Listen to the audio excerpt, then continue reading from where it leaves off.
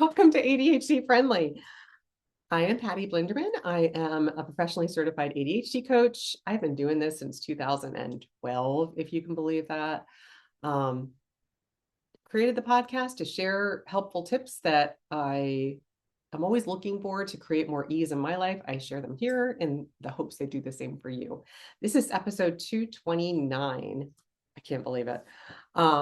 If you'd like more support, going to wrap really quickly back around, then I can provide in this format. Check out my website, ADHD-Friendly, where I have information on the ADHD-Friendly membership where ADDers get more things done. All right, in this episode, I'm celebrating Reading Day. I'm going to talk about what that is and how it came about. I have a tip related to Post-it notes, and my main topic for this week is how to reset after an avoidable ADHD mistake. So not a, oh my gosh, what happened? I fell off my radar. Completely avoidable, my mistake. I'm going to share what happened and what I did to support my future self to not do it again. All right.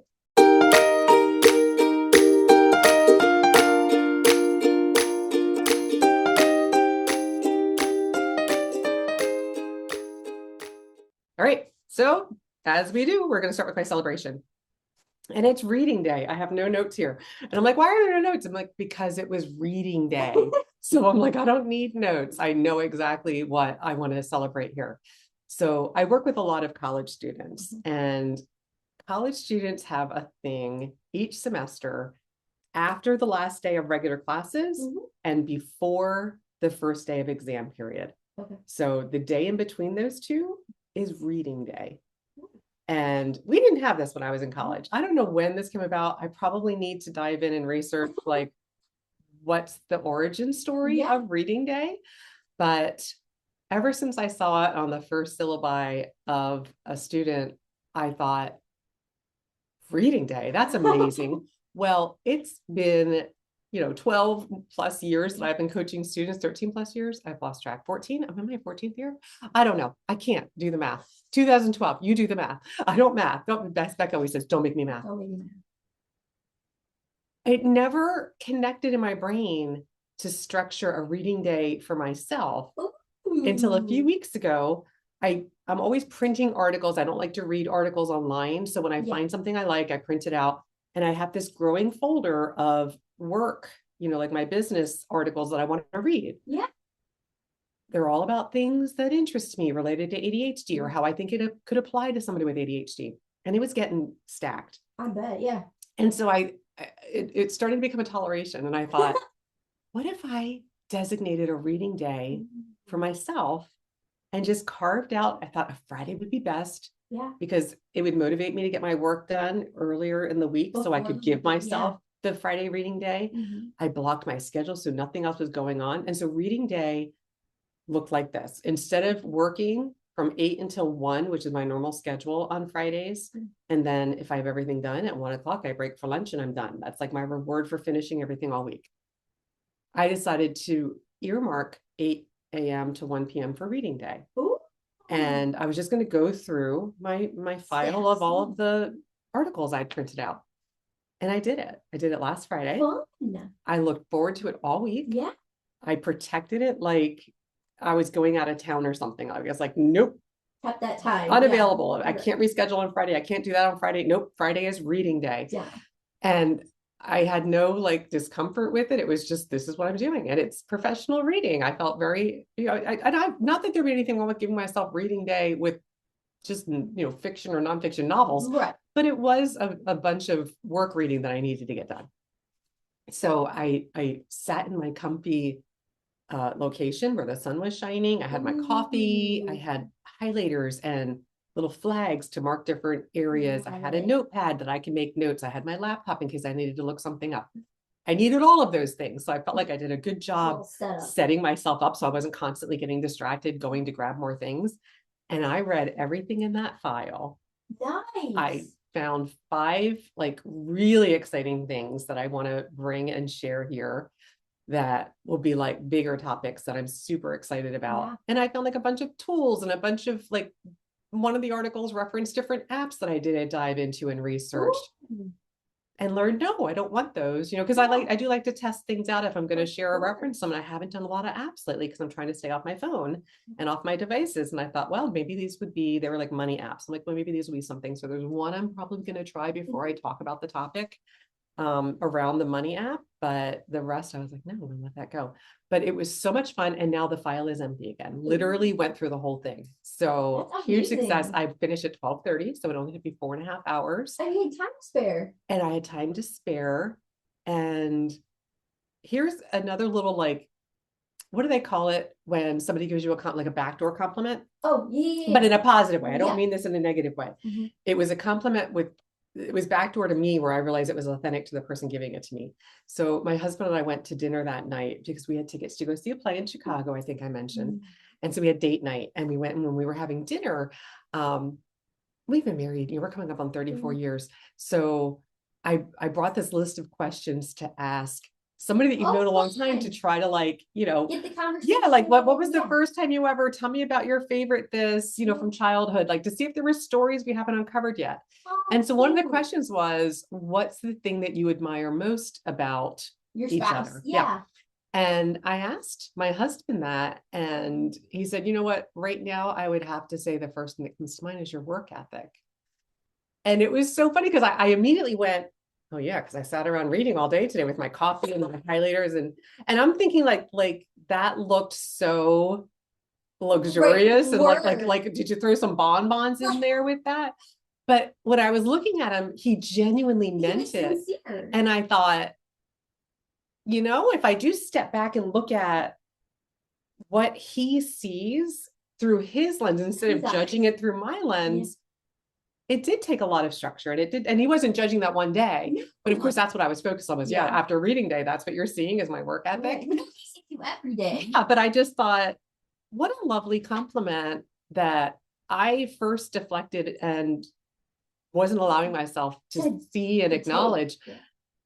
But it's been several days now, and I'm really appreciating that perspective that he shared for me, because I don't see myself that way. Right. And so that was really, and I know he's not going to tell me something he doesn't mean. That's just not in him. So I was like, that was really sweet. So anyway, there's the whole celebration, reading day.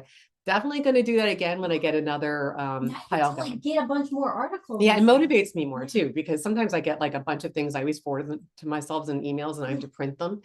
And I'm like, oh, I gotta print these articles out, and they start clogging up my inbox. So now to be like, oh, I got more articles I can hold until I plan my next reading day. All right. So what I purchased this week, it's also my product of the week.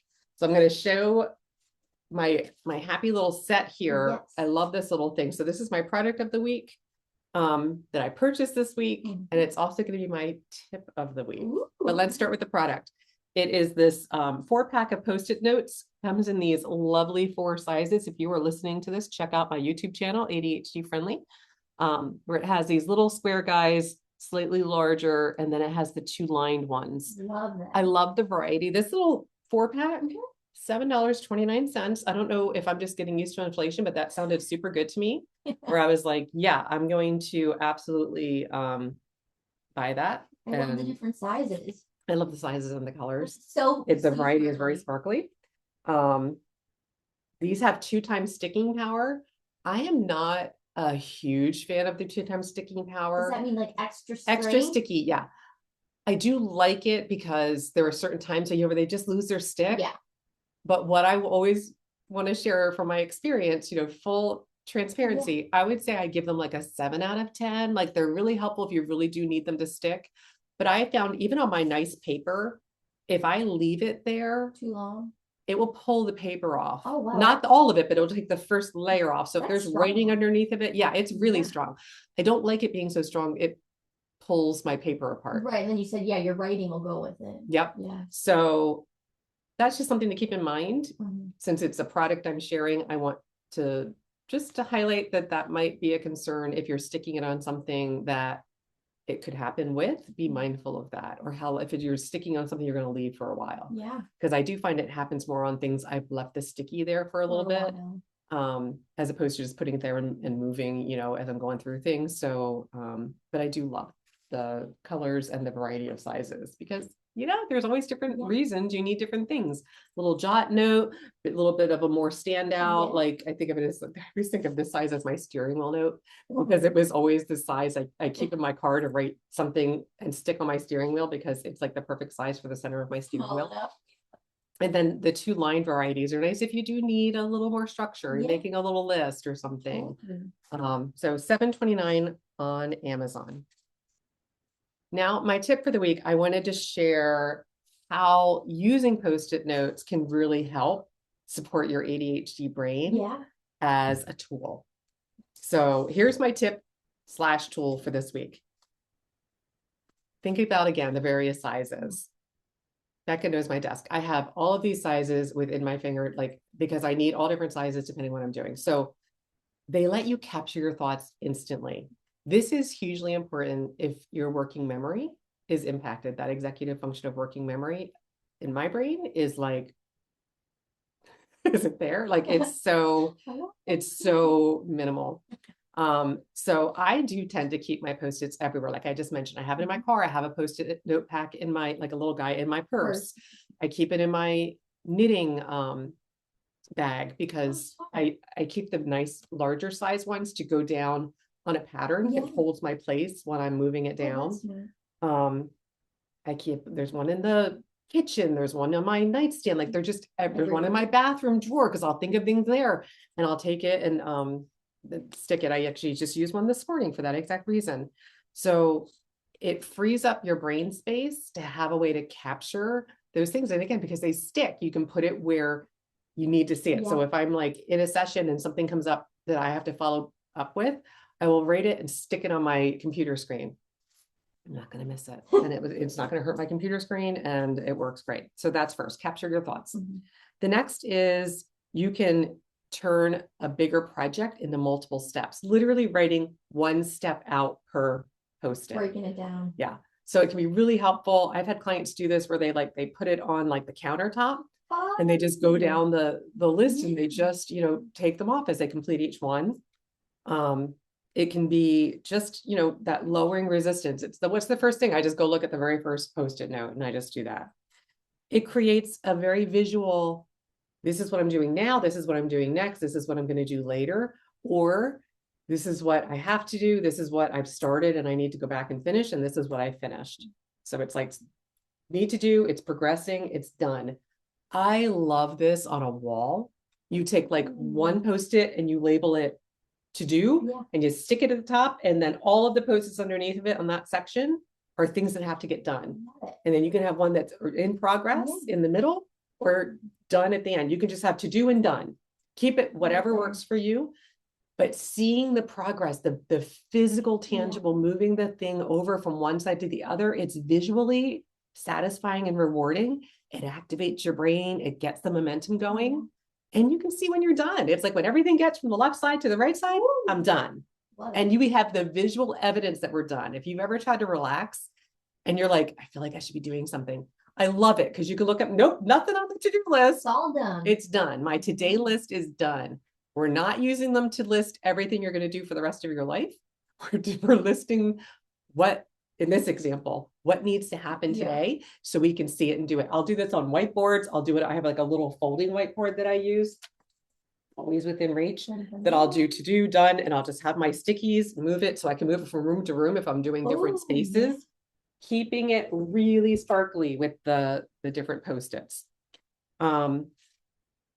Write reminders to yourself to support your working memory. So one of my favorite examples is wash. If you're doing laundry, it has so many multiple steps that you have to come back to. You can't do them all at once. So putting a load in the wash and then having a sticky note, I'll stick it on the face of my phone because I'm going to see it. Yeah. And it'll just say, move laundry. Yeah. Switch laundry. Right. Or laundry, fold laundry from dryer, something that, or I'll set a timer that reminds me, and the timer goes off and there's my Post-it that reminds me of, why is my timer going off? I need to move the laundry. So having a visual prompt to help you remember. Becca knows, like I have like prompts on my doors to remind me to turn the alarm off.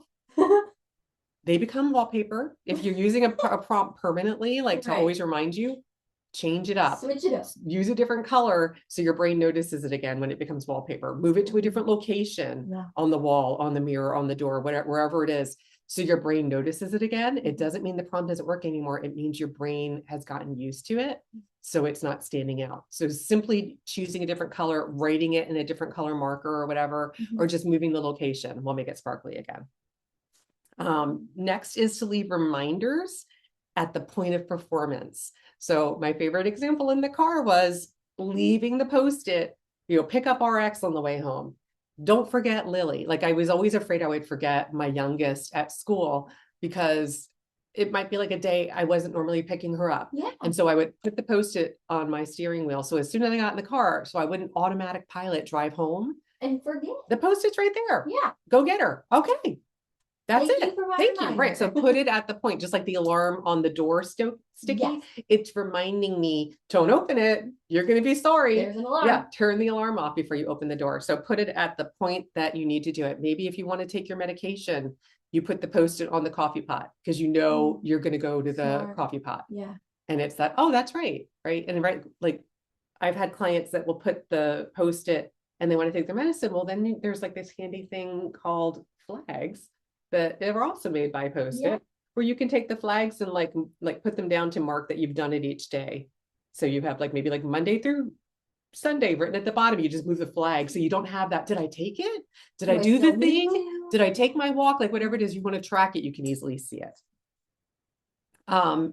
Use them to help remind you visually of what you have going on time-wise. So maybe you're setting a timer and I'll put a Post-it at the top. This is, end in 30 minutes to get ready to go or whatever. Cause sometimes the timer will go off and I'm like, yeah, I'm just going to finish this. Cause I don't remember that there's something immediately behind it that I wanted to do when the timer went off. It was just like letting me know what time it is, but I might forget, which we'll get to in a minute, what I was doing that I needed to be aware of the time. So why am I stopping here? It can also help you to build momentum. So I already talked about how if you're going from to do to done, it's that, oh, I can see the progress. I can see I'm moving along. I have students do this with assignments where they are like so overwhelmed with the number of things they have to do. I'm like, and I can see it. They're like, and I'm like, you're in your head. Like I can see your eyes, you're up in your head looking, instead of looking at the physical external tool that can support you to go from these things need to be done to they are now checked off and completed. Doesn't mean we're externalizing everything on a Post-it, but Post-its are a sparkly way to do that if that would work for your brain. They can be great for sequencing things. I do this, I've talked about this like in pocket charts where when I'm working with kiddos that are trying to create structure around a routine, like what does done look like? So it might be like, okay, brush your teeth. Well, first, put toothpaste on the toothbrush, brush your teeth for, 2 minutes so that, you're listening to it. Maybe you turn on your song that plays for 2 minutes or whatever it is. Rinse your toothbrush, before like the steps, like what does it look like so that you can follow along the steps easily. You put them right on the mirror and you're done. They're just right there, easy to see. And then finally, oh, this one's good. Reduce bedtime swirling thoughts. Ooh. So if you're ever lying, this is why I have one next to my bed. If you're lying in bed, it's great to have a notebook, but here's my thing. If it's a note, I just need to remember something that I need to go do. I don't want to write it in my journal. No. I want to write it on a Post-it. Yeah. So having a Post-it and a little Sharpie, like a fine point on there, I can just write myself a quick note, like, oh, remember to email blank blank in the morning. I can shut my brain down and relax without worrying. How am I going to remember that? Should I wake up? Should I go get my phone turned on and email myself or no, little Post-it. I always have my drink. I literally just stick it on there on my drink so I can't miss it because my drink, this is like, I swear it's like a bottle, goes everywhere with me. It's my little comfort thing. So I know I'm going to see it. So just think about where Post-its can support you. They are a phenomenal tool. I wish I invented them. My gosh, that person has like crazy money. But when you think about ADHD brain wiring paired with Post-its, they support working memory. So you're remembering things. They support visually prompting you so you can see what you're trying to do. They give you a physical interaction. right? It's a tangible physical thing that, especially if you're moving it, it's like the satisfaction of, I can see this happening. They create flexibility. I use them on my calendars to move things around that are flexible. Like if I'm like, oh, I need to go for a walk. That didn't get done. Something came up and got in the way this morning. I'm going to move that Post-it down here where I can say I have time again. So it doesn't fall off my radar. I can see it's something that's not scheduled, but I don't want to forget. Right. So it helps us be flexible. Low commitment. They're not a big investment. No. There's tons of knockoffs that are cheaper. I will tell you, I've never found one that the sticky part, to me, the most important part, works as well. They tend to curl at the ends. They don't really hold up. But whatever Post-it has for their secret formula, they know what they're doing. As my daughter would say, chef's kiss. And they reduce overwhelm because we can see what we're trying to do. We can capture our thoughts without worrying about them falling off. They turn something that we're holding on to in our brain into something that we can see, touch, and work with. Post-it notes. All right. I wanted to share a couple of examples of ways that I've used them. I talked about a few, but I found a few pictures that I printed out. So this is an example of a reward menu that these are all, I just photocopied it. So these are all photocopies of Post-its around a reward menu of different categories that I just add to as they come up. And it's very sparkly when you think of a few of my tools that I made for my personal owner's manual are based on the Post-it model because I used them so much in the beginning. I thought, well, I should just turn this into an actual tool you can just print with kind of mock boxes. Yeah, boxes just automatically on there. I use them to plan my different podcast topics and my membership offerings, my live events. So these are all little Post-its on a semester calendar. I can move around. It helps me to plan long-term because I can look at literally, instead of just planning numerically, like, hey, this is episode this, or I'm going to do these 3 things this month. I'm like, oh, well, that falls in spring. I should probably start thinking about what kinds of things, like, are you going to be taking a trip over spring break? Do you want to focus on, getting the house kind of like revitalized after the winter? It helps me see those things because I can see my time. And even if I've already planned, I just pick the Post-it. I'm like, okay, I'm going to stick that on the side. I'm going to put this here. I'll hold that topic for later, or I'll move it around somewhere else. It makes planning so much easier for my brain because I can see the time more concretely. This is one of my favorites for my kids when they're asking what they can do before company comes, where it's like, okay, we've got company coming. I need all these things done. Certain things you're just doing. Yeah. But then if it's like, I need somebody to clean off the patio table, like it just got dusty or whatever, I'll throw money at it. So if nobody's taken the sticky, I'll stick them on the fridge in the kitchen. Yeah. So it's really clear, like take it off when it's done. So I know what's been done and I can see what still needs to be done. Well, if these aren't moving, I'll put money on it. And I'm like, all right, if you go do this, like this one's worth $5. If you're looking for a quick $5, you can go do it. Or change the sheets in the guest room. Hate doing that. That's like $5 because I hate changing sheets so much. So it's like, oh, I'll do that. I need $5. I'm going to go grab a coffee or whatever. It's just simple, easy. And it helps me see what I need done and what already is finished, what could still be done. Do I want to incentivize it to get them done more easily, whatever it is. And then I have an example of a weekend to-do list where I broke it down on a whiteboard by Saturday and Sunday. And this is my example with the Post-its there. I have little time circles on here that show how long each thing takes. And again, you can take them off as you do them. It was during a busier weekend where, this was a few years ago, where I was needing to grocery shop and meal plan and back to school shopping. And I was feeling overwhelmed. So I broke it down visually where I could see everything that needed to get done and the time it would take. So I knew what I needed to, and I could take them off as the day went on. And I was, I got this. Nothing fell off my radar because I had my Post-its to support. Love it. All right. That was that could have been a main category. I'm sorry. I should have said at the very beginning, this is going to be a longer episode, guys. Buckle in. All right. Because the main topic, it's another big one. All right.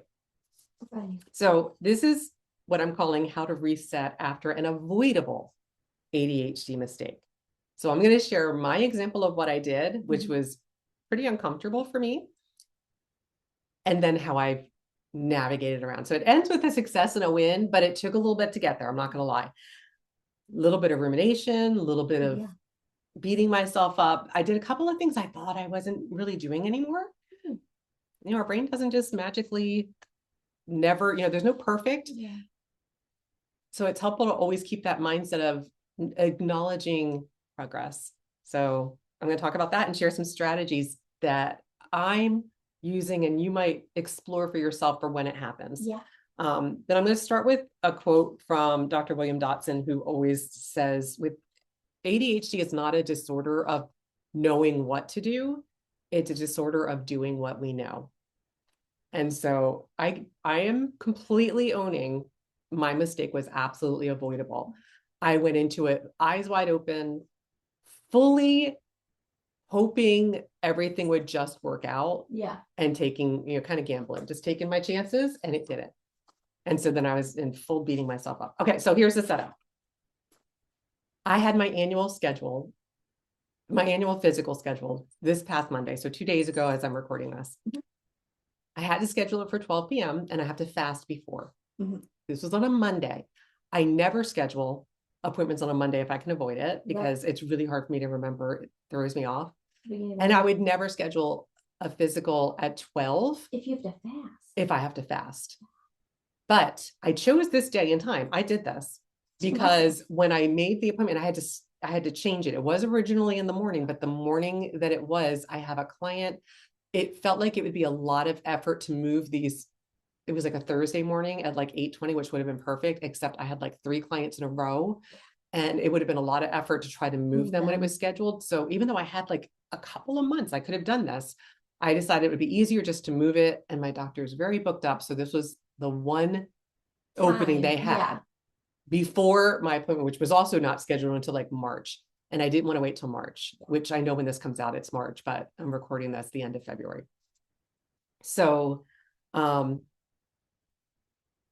I know because I intermittent fast, which means I stopped eating around 1:30 the day before. Waiting until 12 noon was really hard for me. So last week leading up to it, I kept thinking I should probably call the doctor and confirm that I can go to the lab beforehand and just have my blood drawn. And then I can go eat and then I can go back to the doctor. No worries. I can do that. And that was my plan. I'm just going to go and have my lab work done Monday morning so I can eat. And then I'll go back to my appointment later on, which would be a hassle, but not as much of a hassle as trying not to. Yeah. For hours. And so I kept thinking in the back of my brain, you should probably call and confirm that the lab orders are there so that they can draw your blood for what your annual physical things are. I also knew in the back of my head, because you know how much I hate phone calls, I've shared this, I could probably message it through the portal, but I wasn't sure they'd see it. That they would see it, that I'd remember to go back and look at it. And I just felt like if I'm going to do anything, I should just call. I don't know. This was all happening in my head, guys. Things don't typically go well when I'm problem solving like that, just in my head, especially around something I know I'm kind of avoiding, which is I don't want to reach out at all. I just want to get this done. Yeah. And I know the rescheduling isn't an option because it takes so long to get in with her. I'd have to wait 6 more months. So I didn't do anything. And just hope for the best for Monday morning. So I took that chance. And Monday morning, I wait till 8 a.m. I now have a hunger headache because I always eat by 7:30. Well, because you get up early. I get up early. And somehow, because my brain knew I wouldn't be eating, I swear I got a hunger headache at like 6:45, which is ridiculous because I never eat. Like, I'd be fine. Yeah. But I was just like, was anticipating. Yeah, I can't eat. I'm so hungry. Yeah, it was ridiculous. But I waited till 8 until the lab or till the office opened, and I called to see if the orders were sent down already because I was just going to go in and get my labs drawn so I could eat. And they told me that my doctor was off that morning. It wouldn't be until noon. And that they could look in and see the lab orders were not sent down. So I was like, that's not going to work. And they're like, well, you could just reschedule. No, you can come in for the physical, but you just have to come back and get your labs done another day after you fasted if you're going to eat before then. So that's what I did. Yeah. Well, you couldn't I was starving and I ate like the worst breakfast. I literally went, because again, I was starving. I went to my default mode. What's the fastest, easiest thing? I grabbed the kids' box of Reese's Puffs and had the best friggin' breakfast I've had in months. I treated myself for my mistake. Anyway, I digress. That wasn't something I was planning to say. Okay. So So did you I have to set now, up your appointment? well, there's no appointment for the lab. You just go in. Okay. So I go to my physical and I'm really beating myself up. I'm irritated that I can't get it all done. I was setting myself up all week. Like I watched what I ate all weekend, knowing I was having labs drawn, knowing I was going to get weighed. Oh, and then like all of these things. Yeah. Oh yeah. And you eat the Reese's And Puffs. I ate the Reese's Puffs, which I'm like, I'm not having my labs drawn anytime soon because I'm going to have the sugar coursing through my body for a while now because it was like sugar high. Yeah, you don't but it was completely unavoidable. So now I'm aware I'm going to have to come back and get this done again this week. Now, I had my hair appointment this week. I had my nail appointment this week. So look, that's cute. a deep green. Yeah, I love that. For St. Patrick's Day. Love it. I have my mammogram tomorrow. So I have last week was the week of social engagement, super fun. This week, the week of, oh my gosh, I love getting all the medical things checked off. They're all my annual thing, not my hair and my nails, but they were more appointments on top all of in 1 week. Yeah. And so at lab, physical, mammogram, nails, hair, 5 appointments this week. That's a lot. And I ended up just really beating myself up for making it harder on myself when I knew all along this was not going to work if I couldn't go get the labs done first thing. And I didn't just make the phone call, which I know I have a hard time with. But then I didn't just go on the portal and try that just in case it worked. And I paid the price. Yeah. So here's the thing. Beating myself up didn't solve the problem, didn't make the lab orders appear. It didn't make the inconvenience disappear. It just made me feel worse. Yeah. So I had my nail appointment scheduled for after my physical. Oh, I didn't say I also scheduled swimming laps after my physical. So I was going to go to the physical at 12, swim laps at 2, and then go get my nails done at 3. Ooh. And even my husband was like, he saw my schedule. He's like, are you doing all of those? And I'm like, yeah, I just wanted everything checked off. I wanted to get home after my nails were done and be like, did it. I did it. I was like, I hate my physical. I dread it for months. So this had like a disproportionate impact on my energy. So I realized I couldn't do anything about it. So this is before I got to the doctor. I just started working in the morning. I was like, well, I'm just going to, my day is open. Yeah, I'm not driving to the lab. So I'm just going to go ahead and do the things I had scheduled. But my brain was stuck. I was really starting to ruminate about the negative impact of not going and how I was still going to have to find time to go. And I have to go first thing in the morning because I have 8 a.m. clients all morning, every day this week, including Friday. So I'm like, she's like, you can come in on Saturday. I'm like, because they do open at 7 at the lab, no appointments. So I'm like, that's tight. That's going to make me really stressed to try to get in. So I've got all this swirling in my head and I'm at my desk and I'm realizing I'm getting nothing done. I just keep staring at what I'm trying to do and nothing's happening. So I call my nail place and I was like, good morning. I was curious if I could come in at 10:30 instead of 3, because then I can get my nails done and then go right to my physical.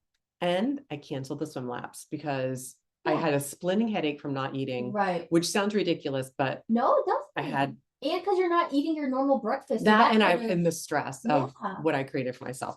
So I was like, I'm going to give myself a little self-care and take the swim laps off because that was just too big of an expectation, and move my nail appointment. And here was the weird thing. Going to get my nails done, which I don't love. I love them done. I don't love the process. But getting that done, now my nails are pretty. So I'm not tolerating the grown out, chipped, gross, broken 3-week-old nails. And I go to my doctor's office. I get there plenty of time because I did the math about how long my nails would take and how long I looked it up on Waze to see from the nail place, which is, a different location. Is it further? I'm still not aware of where I am in space here. Is it further? Is it, how long will it take me to get from point A to point B? It worked perfectly. I was still there 15 minutes early. Nice. I was able to sit calmly and breathe in the waiting room and really calm my brain. That when the doctor came in to see me and she said, how are we doing today? I said, great. Like, I was like, I'm doing great. And she was like, now mind you, I was her first patient of the day, but she was like, great. I like that. I'm like, I do too. And I was like, I just started turning it around, and I realized it was the getting into action, which is what really helps when we start getting our brain spiral going. Yeah. It was doing something that was moving me forward, which was getting my nails done. It wasn't as productive as getting the stuff at my desk done, but I knew I can come back and I could work on that in the afternoon if I, freed up the time from not going to some labs. So I did all of that, and I still made it to my book club that night. And I ended up not happy, but tolerating the inconvenience I created for myself, because I got into action instead of just sitting at my desk and trying to push myself through. I always talk with especially my college students about this. I'm like, if you are sitting at your desk not productive for like 20 minutes, step away. It's not going to help to keep trying to force yourself to take in more information or like pressure. Like, I just have to get this down. If you're hitting a wall, step away, get some energy going, come back. But trying to push through is not the way to make it work for you. So the most important thing that I'm taking away now is that I wanted to support future me to not do this again next year. So I thought about, what would I do to improve this for next year? So what I did was I scheduled next year's physical. When I checked out, I asked, I said, can I go ahead and schedule next year? I got an 8/20, which I know is the earliest that she'll schedule. I asked for the labs to be requested a week before, so I could even go like before the doctor's appointment if I wanted to, and have it done, or they could be there the morning of and I can get it done the morning of if I wanted to. But I was like, could I just have them sent out? And they were like, no. They're like, but you can request it a week before. So I put a reminder in my calendar to request it a week before with the note reminding me of what happened when I didn't request the labs. They are not automatically sent down. I don't know why they're not automatically sent down, but they're not. It would be lovely. But I don't have to rely on my working memory. I don't have to rely on my year from now future self to remember the experience, even though right now I can't imagine I won't. I know that's not how my brain works. So I have the structure in place to support my future self with the early physical time and the reminder a week before to request the lab work be sent down so I can get it done. So recovery from making an avoidable mistake with ADHD has a few components. That's what I'm going to just distill it down right now. It's adjusting your mindset from I never am going to make these mistakes again to recovering faster when you do make these mistakes. We have lots of patterns of repeating the same mistakes over and over. That's kind of a hallmark of ADHD brain wiring. It's shortening the amount of time we spend beating ourselves up for them and getting back on the horse and continuing to move forward. It's my little Dory. Just keep swimming. Just keep moving forward, because that's all. We can't go back and change the past. We can change what we're doing from this point forward. The second is to shift from self-attack to self-support. So if you remember, I was beating myself up and I was like, okay, I'm not getting anything done. Let's call it. And I can support myself by moving the manicure appointment to earlier, canceling the swim laps, and just going in my nails done, getting the manicure or the physical, and then coming back and working in the afternoon to get the things done that I wasn't able to focus on. And recognize we will still make these mistakes. The more we're aware of our patterns, we'll make them less frequently. And the goal is to recover faster. So ADHD isn't about being perfect. It's recognizing every mistake is an opportunity to learn more about what our patterns are and how to work better with our brain, and building those systems that support us, especially when the things that we're trying to do don't get done the way that we were hoping them to, or that we gambled would happen and they didn't work out that way. So a couple of quick breakdown. Just want to highlight the first: interrupt that shame spiral immediately. Don't let yourself stay in the muck. Get yourself out of that. So instead of, I can't believe I did this again, or I should have known better, I should have listened to myself, whatever that mantra is, shift it to, okay, this is just a moment. This is not who I am. Because I did go a little bit to the identifying myself as that person who did that just a little bit, but I still have that in me apparently. And well, I know I do, but more than I was happy with. And so shifting it to, this isn't about who I am. That's not who I am. It's about noticing that didn't work for me the way I would want it to. So what can I do next time? Remember, our shame will shut down our executive functions. Our moving forward and looking to problem solve and figure out what will work better connects to them. Moving into repair mode quickly. So that gets us into action and it reduces that emotional load because we're doing something about how we're stuck, accepting the reality, not trying to rationalize or argue with it. It's like, oh, fine. Well, I didn't. So let's move on. What do we do now? Look for the lesson without focusing on the shame. So just, yeah, okay, that didn't work out. Would have maybe been lovely if the orders were called in and everything would have been like, I knew I didn't need to call. But that still wouldn't have been true because it still would have taken away some of the stress I felt all weekend worrying, will the orders be there? Right. I hope they're there. And then the doctor's not even there all day to do it. And then the final bonus is it helps to rebuild trust with yourself to have one small win. So that just taking a step forward, making a decision that supports you, having something that helps you to not repeat it can really boost up your self-esteem and your self-worth and how you perceive yourself, because now you have structure to support you the next time around. All right. Becca's like, oh, sitting here. All right. So now for our book of the week. This was a good capital G book, Culpability. It's by Bruce Hosinger. I gave this 4 out of 5 stars. It is about a car crash involving a self-driving vehicle that is driven by a 17-year-old boy, dad in the passenger seat, mom and younger sister in the back seat. They have a collision with another vehicle driven by 2 retired grandparents who had just left a family gathering, and they both die, the grandparents. Oh. And so it gets into the culpability of who's at fault. Is it AI? Is it the 17-year-old? Is it the dad who's technically the supervising driver in the front seat? Right. It brings up a lot of questions, a lot of like, how do I see this? And how much is this defining? And how about the impact of the older couple and all of it brings up all the different ways AI is programmed that was really uncomfortable and really thought-provoking. So is it a new book? It's a new book. I think it was at Oprah 2025, so last year. Yeah. Sounds interesting. Really, really good. And then my quote for the week, gonna say it again. Oh, I think I said it was Dotson. It's Russell Barkley. I apologize, Mr. Barkley or Dr. Barkley. I gave this to Dr. Dotson at the beginning of the podcast. ADHD is not a disorder of knowing what to do. It is a disorder of doing what you know. And I knew that because I saw him at a conference when he literally said that. And I can picture his face with this white, distinguished beard, like saying it very, he reminds me of like Sean Connery kind of esque in the way his beard is. But anyway, it's really about acknowledging if you're not doing the thing you know you need to do, what would you need to do it instead of judging yourself for not doing it. That's it for this episode 229. Any comments, anything you try from this episode you want to share, post in the comments for this episode 229. That's it for today in this episode. Until next time, tally ho.